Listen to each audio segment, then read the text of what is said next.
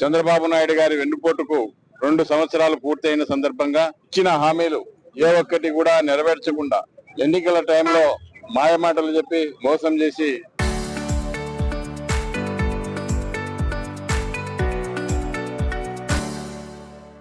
అధికారంలోకి వచ్చిన తర్వాత ఏదైతే మేనిఫెస్టో ఉందో ఆ మేనిఫెస్టోలో ఏ ఒక్కటి కూడా ఇంతవరకు అమలయ్యే పరిస్థితి కనపడటం లేదు. వీటికి నిరసనగా ఈ రోజు మేనిఫెస్టో దగ్ధం చేయాలని చెప్పి కార్యక్రమంలో పాల్గొనడం జరుగుతా ఉంది. ప్రజలు ఎన్ని విధాలుగా ఇబ్బంది పడతా ఉన్నారు.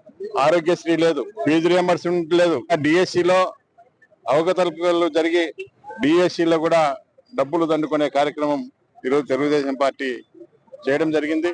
నంద్యాలలో కూడా ఈ యొక్క డిఎస్సికి స్పోర్ట్స్ కోటా కింద దాదాపు 400 పైగా పోస్టులు అమ్ముకున్నారు. సిబిఐ విచారణ జరపాలి, లేదంటే హైకోర్టు సిట్టింగ్ జడ్జితో విచారణ జరిపించాలని చెప్పి కూడా మేము ఈ యొక్క అభ్యర్థుల తరఫున మేము డిమాండ్ కూడా చేయడం జరిగింది. ఈ రాష్ట్రంలో ఒక దోపిడీ విధానం కొనసాగుతా ఉంది. ఈరోజు ఇసుక గాని, మద్యం గాని, మట్టి గాని, గ్రావెల్ గాని, మెటల్ గాని, ఈ యొక్క విలువైన ఖనిజాన్ని అంతా కూడా దోచుకునే కార్యక్రమం చేయడం జరుగుతా ఉంది. ప్రజలకు సంబంధించి 2 సంవత్సరాలుగా వస్తా ఉంది. ఏదైనా కూడా ఇంకా చేస్తారేమో అని చెప్పి ప్రజలందరూ కూడా ఎదురు చూడడం జరిగింది. జగన్మోహన్ రెడ్డి గారు 67 లక్షల పెన్షన్లు ఇస్తే ఈరోజు దాదాపు 5 లక్షల పెన్షన్లు ఇప్పటికే తొలగించడం జరిగింది. ఫ్రీ బస్సు ఇచ్చి ఈరోజు మహిళల మధ్య గొడవలు సృష్టించి ఆ బస్సులు కూడా చాలా వరకు తక్కువ చేసి ఎక్కడ కూడా డిపోల్లో బస్సులు కనపడడం లే, మహిళలే కనపడతా ఉన్నారు. ప్రజలను మోసం చేయడం జరిగింది. మరి రెడ్ బుక్ పరిపాలన జరుగుతా ఉంది. ఈ రెడ్ బుక్ పరిపాలనలో ఏ ఒక్క వ్యక్తి కూడా వారి యొక్క నిరసన తెలియజేసినా, వారు ఏదైనా గవర్నమెంట్ గతంలో ఇచ్చిన హామీలు ఏదైనా నెరవేర్చాలని చెప్పి డిమాండ్ చేసినా కూడా వాళ్ళను కూడా కేసులు పెట్టి జైళ్లకు పంపించే కార్యక్రమం చేయడం జరుగుతా ఉంది.